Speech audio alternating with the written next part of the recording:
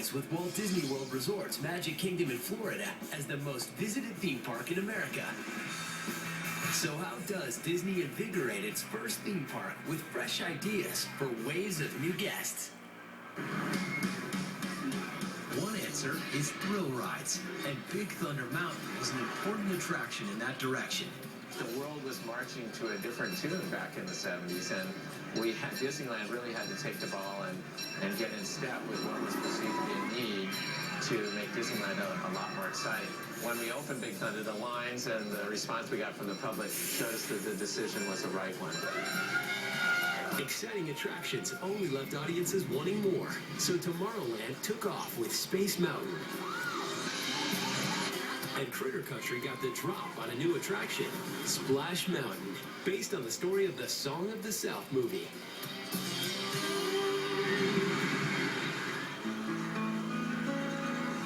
The Disney company started a process of reinventing itself and looking for new directions. And yet it was still important that every generation find a reflection of what was important to them as a child, the myths they grew up with. And certainly for any kid growing up in the 70s and the 80s, that world was George Lucas and Star Wars and Indiana Jones. So Disney partnered with George Lucas to bring these blockbuster franchises into the park. We're two of the most interesting and creative entertainment companies in the world. And so when we get together, we have a lot of fun. The collaboration was a success. Located in Tomorrowland, the first Star Tours provided Disneyland Park with an attraction that appealed to legions of Star Wars fans. But as films and video games became increasingly sophisticated, the Star Tours experience needed to keep up. 20 years had gone by since the original Star Tours attraction. And George Lucas actually said, you know what, I'm glad we waited, because the technology finally arrived that enabled us to truly deliver what this next generation of Star Tours wants to be.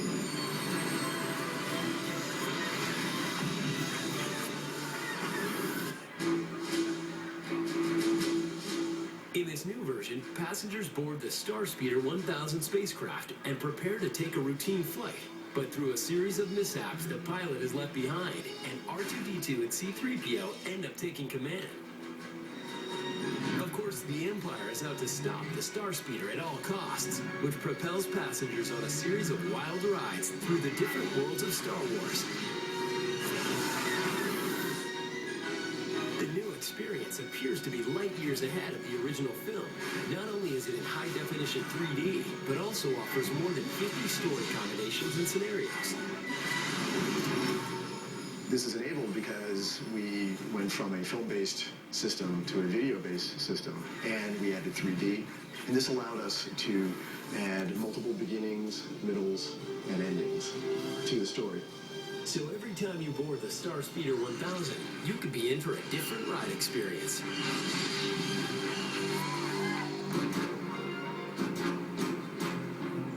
Star Tours wasn't the only Disneyland attraction to be inspired by the imaginative worlds of George Lucas.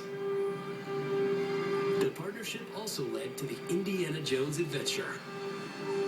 Such a strong, iconic thing in America. You know, Indy is Indy. It embodies what adventure is. How do you capture that into a ride? The Indiana Jones adventure takes you on a quest for treasure inside an ancient temple riddled with lava beds, dangerous bridges, giant snakes, and surprises at every corner. Indiana Jones represented for us a breakthrough in technology. In the past, like on Pirates of the Caribbean, you float placidly through the experience and the action happens around you. Whereas with Indiana Jones and its enhanced motion vehicle, you're breaking the rules and becoming part of the action. With this type of vehicle, we're able to simulate everything from going over stones and rocks to sharp turns to sudden dips to up and down large hills, and program all these movements into the vehicle.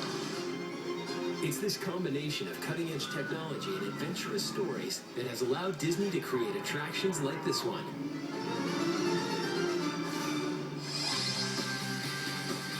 Disney's tradition of innovation also led to the reimagining of one of Disneyland Park's earliest attractions, the submarine voyage.